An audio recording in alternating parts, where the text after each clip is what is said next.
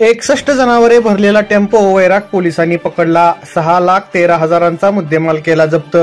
मोहोळीतून वैराग मार्गे धाराशिवकडे कत्तलीच्या उद्देशाने वाहनातून घेऊन जात असलेल्या 53 जनावरांची वैराग पोलिसांनी सुटका केली। मोहोळ चौकात ही कारवाई करण्यात आली। या प्रकरणी एका वाहनासह 6,13,000चा मुद्देमाल वैराग पोलिसांनी जप्त केला आहे। दिनांक 2 फेब्रुवारी रोजी सकाळी 6:30 वाजण्याच्या सुमारास वैराग मधील मोहोळ चौकात एका टेम्पोमधून MH14 DM 1547 मधून 61 जनावरे भरून ती धाराशिवकडे कत्तलीच्या उद्देशाने घेऊन जात असताना वैराग पोलिसांनी पकडली असता त्यामध्ये 8 मोठ्या जर्सी गायी, 41 लहान जर्सीची वासरे, 8 लहान म्हशीची रेडके घेऊन जात होती। त्यांना अमानुषपणे कोणताही चारा पाणी नसताना तोंडाला दोरी बांधून क्षमतेपेक्षा जास्त जनावरे भरून धाराशिव येथे घेऊन जात असताना आढळून आले।